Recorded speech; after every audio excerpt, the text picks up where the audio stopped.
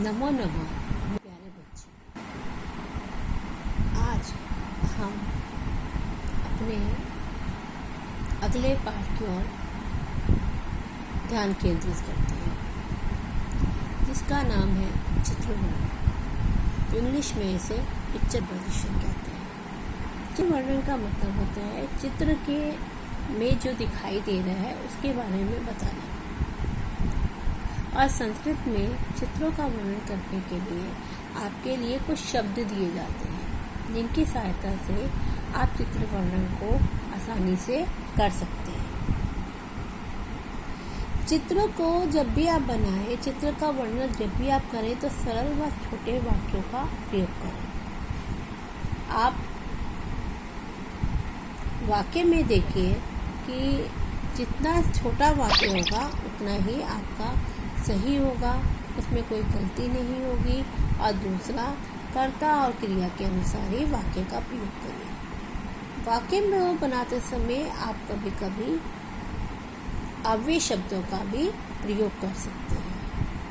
अव्यय शब्द भी आपका मदद करता है। और संस्कृत में जब भी वाक्य बनाने के लिए आपको आएंगे, चित्र वर्णन करने के लिए आएगा, तो हमेशा आपके लिए शब्द ही दिए गए। जो शब्द दिए गए होंगे पहले उनके अच्छे से अर्थ लगाएं और उन शब्दों में आप विभक्ति के अनुसार उसमें परिवर्तन भी कर सकते हैं। तो बच्चों, 5th क्लास में भी हमने 2 सेंटेंस वाले शब्दों चित्रों का वर्णन सीखा था। तो आज हम इन्हीं शब्दों के माध्यम से आगे नए चित्र वर्णन के बारे में जानना शुरू करते हैं। सबसे पहले जो आपकी किताब में दिए हुए चित्र वर्णन है उन्हीं की ओर हम चलते हैं। तो चलते हैं बच्चों पेज नंबर 95 पे। पेज नंबर 95 कहते हैं संस्कृत में पंचनवति। तो पंचनवति पाठ की ओर चलते हैं, जिसमें आपको चित्र दिखाई दे रहा है। चित्र में आपको दिखाई दे रहा है कि एक मोर है, एक लड़की है और मोर नाच रहा है क्योंकि उसके पूरे पंख फैले हुए हैं। और आपको शब्द दिए गए हैं मयूरः, मेघः, नृत्यति, गर्जन्ति, खादति, राष्ट्रीय खगः, वर्षा, सर्पान, खादति, बालिका। इन शब्दों की सहायता से हम अपने वाक्यों की संरचना कर सकते हैं। चित्र में आपको एक मोर दिखाई दे रहा है, तो हम क्या बोलेंगे? चित्रे एकः मयूरः अस्ति। चित्रे एकः मयूरः अस्ति। चित्र में एक मोर है। अब दूसरा इसमें वाक्य का प्रयोग किया गया है, यदा वर्षा भवति तदा मयूरः नृत्यन्ति। यदा जब वर्षा भवति मिस होती है, तदा मिस तब मयूरः मोर नाचते हैं। जब वर्षा होती है तब मोर नाचते हैं। फिर हम तीसरा शब्द बना सकते हैं, वाक्यों की संरचना कर सकते हैं। मयूरः राष्ट्रीय खगः अस्ति। मयूर राष्ट्रीय खग है, राष्ट्रीय पक्षी है। और हम चौथा वाक्य बनाते, अभी सर्पान भी ना, तो मयूरः सर्पान खादति। मोर सांपों को खाता है। और एक बालिका उसे देख रही है। एका बालिका मयूरम पश्यति। एक बालिका मोर को देख रही है। तो सबसे छोटा है, एक बालिका को बोलेंगे एका। बालिका मीन्स लड़की, ठीक है। और मोर को देख रही है तो मयूरम, और देखने को पश्यति है, ठीक है। एका बालिका मयूरम पश्यति। इसी तरह हमारा दूसरा उदाहरण दिया हुआ है, चित्र में शुकस्य चित्रम शुकः ऋणबीजम वृक्षे वर्णः तिष्ठति हरितः। शुकस्य मने तोते का, चित्रम मिस चित्र, शुकः मिस तोता, ऋणबीजम मिस अमरूद, वृक्षे का मतलब है पेड़ पर, वर्णः का मतलब है रंग, तिष्ठति का मतलब बैठा है, और हरिता का मतलब हरा। शुकस्य का तोते का, चित्रम मीन्स चित्र, शुका मीन्स तोता, तृण बीजम मीन्स अमरूद, वृक्ष मीन्स पेड़ पर, वर्णः मीन्स रंग, तिष्ठति मीन्स बैठा है, पारिता मीन्स हरा। हमें क्या दिखाई दे रहा है इस चित्र में?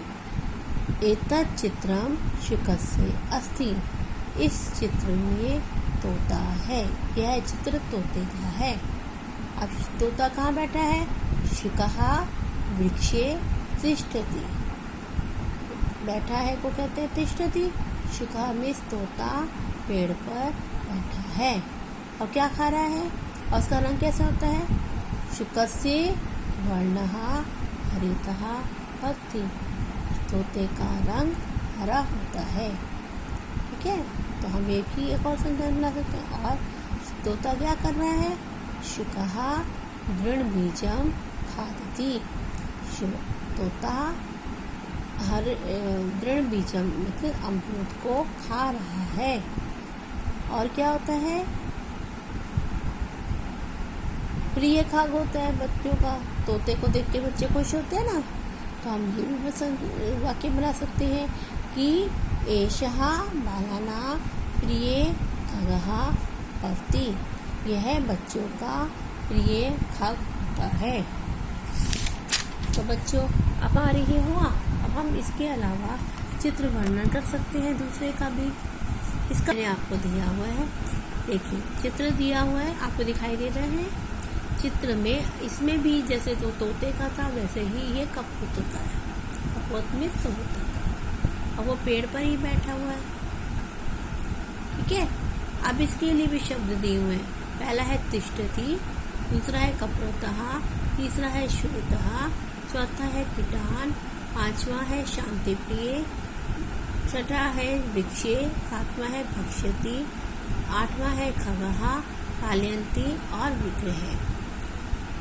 तो सबसे पहले चित्र में एक आपको कबूतर दिख रहा है, तो हम क्या बोलेंगे? चित्रे एकः कपोतः अस्ति। चित्र में एक कबूतर है। तो कहाँ बैठा हुआ है? कबूतर पेड़ पर बैठा है। दूसरा वाक्य बनेगा, हम संस्कृत में क्या करेंगे? कबूतः वृक्षे तिष्ठति। कबूतर पेड़ पर बैठा है। उसके बाद तीसरा वाक्य हम बना सकते हैं, गृहे कपोतम पालयन्ति। घर में कबूतर को पालते हैं।